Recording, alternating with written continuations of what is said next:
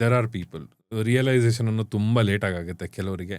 Especially ಈಗಿನ ಕಾಲದಲ್ಲಿ pregnancy ಅಥವಾ ಮಗು ಒಂದು ಇಟ್ಕೊಳ್ಳೋದು ಅಫ್ಕೋರ್ಸ್ ಫ್ಯಾಮಿಲಿ ಗ್ರೋ ಮಾಡ್ಬೇಕು. ಅದ್ರ ಜೊತೆಗೆ ಸೋಷಿಯಲ್ ಸ್ಟೇಟಸ್ ಏನಿದೆಯಲ್ಲ, ಲಾಟ್ ಆಫ್ ಪೀಪಲ್ ಅದರಿಂದನೇ ತುಂಬ ಜನ ಇಲ್ಲ ನಂಗೆ ಆಗಲೇಬೇಕು, ಫ್ಯಾಮಿಲಿ ಪ್ರೆಷರು ಅದು ಇದು ಅಂತ ಬರ್ತಾರೆ.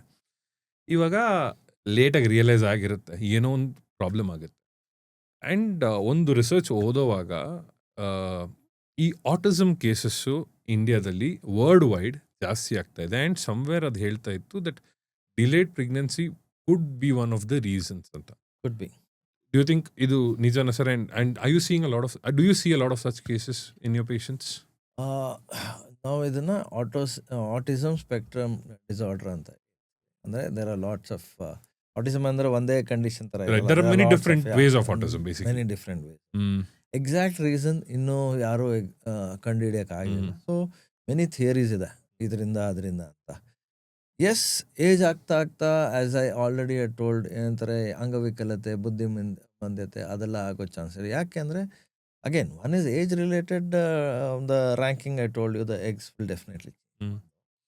ಇನ್ನೊಂದು ಈ ಇತ್ತೀಚೆಗೆ ಆಗ್ತಾ ಇರೋ all this environmental change, all this nano plastics ಅಂತ, Air pollution, air pollutions, nutrients. ಯಾಕಂದರೆ ನಾವು ಈಗ ಇಫ್ ಯು ಸಿ ಈಗ ಇತ್ತೀಚೆಗೆ you will see in social media lots of people talk about this is the type of food you should eat, this is the type of food you should ಈಟ್, ಈ seeds ತಿನ್ನಬೇಕು.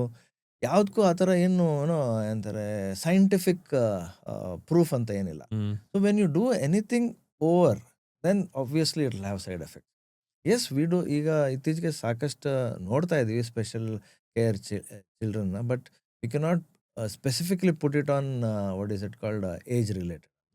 So I would more put it as environment and epigenetic change than just putting it on the age. Yes, of course, ನೀವು ಎಷ್ಟು ಜಾಸ್ತಿ ಎನ್ವಿರಾನ್ಮೆಂಟ್ಗೆ expose ಆಗಿರ್ತಾನೆ ಅಂದರೆ age ಜಾಸ್ತಿ ಆಗ್ತದೆ, ನಿಮ್ಗೆ ಜಾಸ್ತಿ ಎಕ್ಸ್ಪೋಸ್ ಆಗೇ ಇರುತ್ತೆ.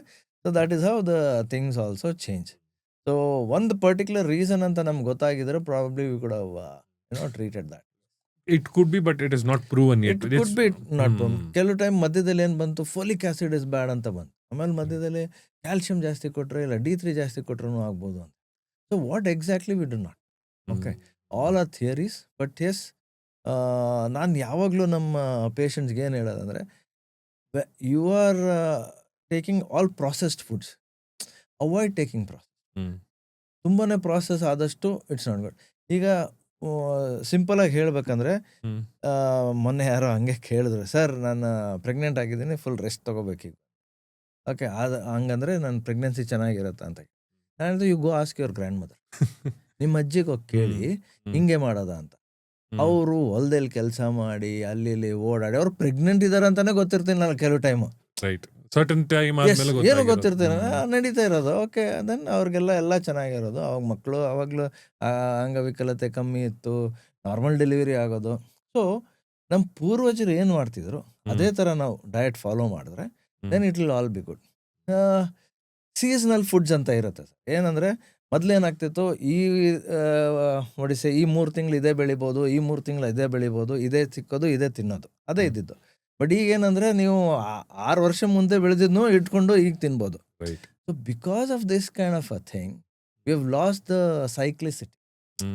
So other effect has happen. So ನಿಮಗೆ ನಿಮ್ಮ ಆರೋಗ್ಯ ಮತ್ತೆ ನಿಮ್ಮ ಮಗು ಚೆನ್ನಾಗಿರ್ಬೇಕು ಅಂತ ಹೇಳಿದ್ರೆ, do what your grandmother use, do what your mother use to. That means eat right, eat health and be normal, ಅಷ್ಟೇ.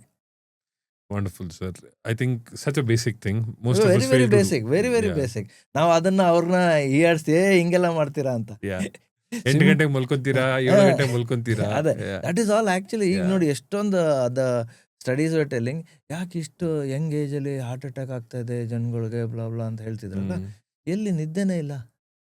ನೀವು ರಾತ್ರಿ 1 ಗಂಟೆ 2 ಗಂಟೆವರೆಗೂ ಕೆಲಸ ಮಾಡ್ತೀರಾ, ಇಲ್ಲ ಅಂದರೆ ಯೂಟ್ಯೂಬು, ಇನ್ಸ್ಟಾಗ್ರಾಮು ಅದ್ರಲ್ಲಿ ಕೂತಿರ್ತೀರಾ. ದೆನ್ ಬೆಳಿಗ್ಗೆ 6 ಗಂಟೆಗೆ ಎದ್ದು ಓಡಬೇಕು. So 4, 5, 6 hours you're sleeping. You're disrupted your cyclicity. That is causing all the major effects on the health, I would say.